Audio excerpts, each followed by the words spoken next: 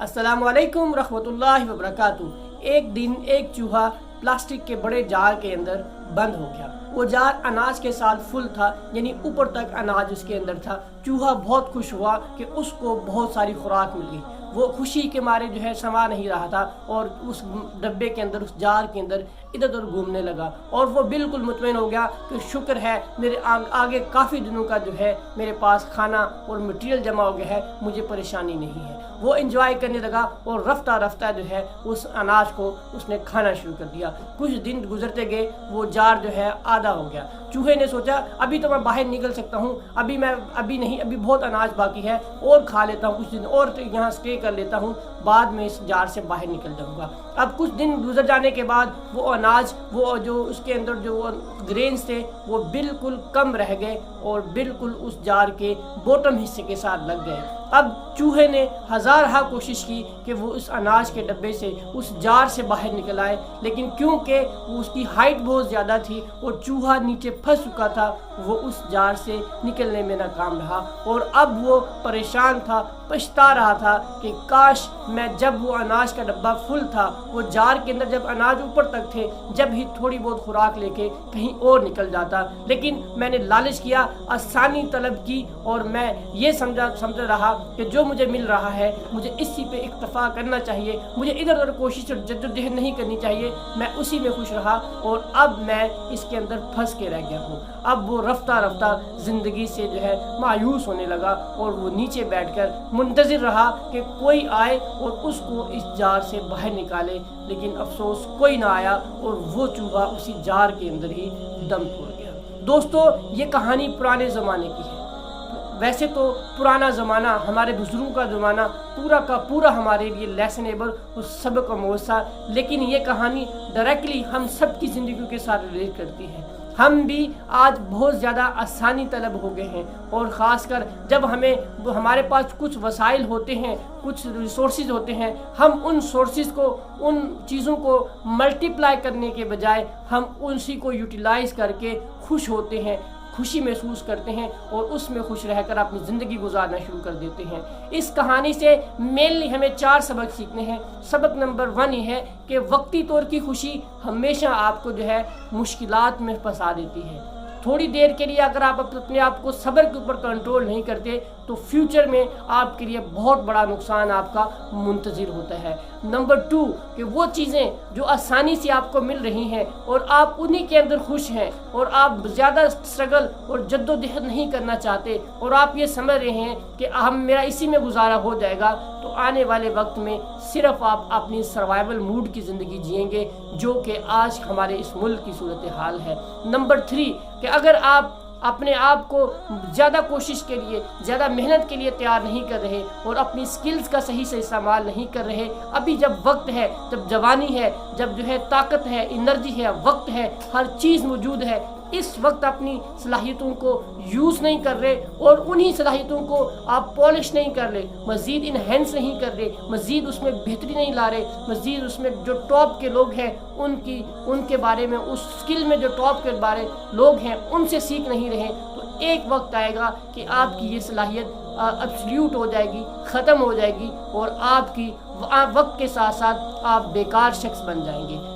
तीसरी जो चौथा फ़ायदा जो इस कहानी से हमें सीखना है वो सबसे ज़्यादा वैल्यूएबल है। वो फ़ैसला ये है कि आपको राइट टाइम पे डिसीजन लेना है।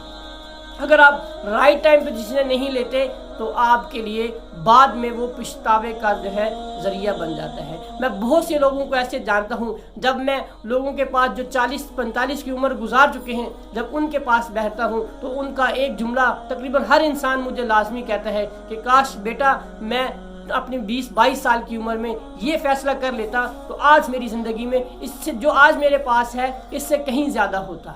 तो यानी अगर आप आज अपनी ज़िंदगी में कोई राइट डिसीजन नहीं ले रहे तो वो कल को आपकी ज़िंदगी में जो है वो पछतावे का बाइस बन जाएगा। और तीसरी बात, अगर आप अपनी स्किल्स यूज़ नहीं कर रहे तो वो स्किल्स आपके लिए आने वाले वक्त में वही स्किल आपके लिए ख़तरनाक बन जाएगी। फ़ायदा नंबर 3 और फ़ायदा नंबर 4 ये सबसे ज़्यादा फोकस करने वाली चीज़ें हैं कि अपनी स्किल्स को यूटिलाइज़ करते रहना है और उसको मज़ीद इन्हेंस करना है। اور جو ہے جسٹ اسی پہ کمپرومائز نہیں کرتے رہنا، اس کو بڑھاتے رہنا ہے۔ بڑھانے کے لیے بہت سارے طریقے، بہت سارے فارمولے، سیلف ہیلپ کی کتابیں اور ہماری مقدس کتاب جس کو ہم کلام حکیم قرآن مجید کہتے ہیں، اس کے اندر بیان کیے گئے ہیں کہ جو آپ ارن کر رہے ہو، جو آپ کے پاس ہے، اس میں سے بانٹو گے تو بڑھ جائے گا۔ ایک سورس یہ ہوا بڑھانے کا۔ سورس نمبر 2 یہ ہے کہ آپ کو اپنے آپ کو کوشش میں لگائے رکھنا ہے۔ قرآن پاک کا اٹل فیصلہ ہے، نہ چینج ہونے والا فیصلہ، جو تمام انسانیت کے لیے ہے اور ہمارے لیے بھی ہے کہ تمہیں وہی ملے گا جس کی تم کوشش کرو گے۔ تو ہمیں کوشش کرتے رہنا ہے، اپنے کمفرٹ زون کو بار بار پش کرتے رہنا ہے، اور ایک دم جو ہے اس کو بالکل جو ہے اس سے باہر بھی نہیں جانا، لیکن کوشش ٹرائی اگین کا فارمولا لازمی جو ہے اس کے اوپر اپلیکیبل اپنی لائف میں کرتے رہنا ہے۔ اور نمبر 4 جو فائدہ اس کہانی کا تھا کہ ڈیسیزن لینے ہیں۔ میں بہت سے ایسے لوگوں کو جانتا ہوں جو آج پچھتاوے کی زندگی جی رہے ہیں۔ ان کے پاس جب بیٹھتا ہوں تو وہ ڈپریسڈ ہوتے ہیں، مایوس ہوتے ہیں، اور زندگی کی اپنے اسلاف کی وہ کہانیاں سنا کے خود کو اور دل کو بہلا رہے ہوتے ہیں کہ ہمارے اسلاف نے یہ کیا، وہ کیا، یہ معاملہ تھا، لیکن خود فیصلے نہ لینے کی وجہ سے آج ڈپریسڈ ہیں۔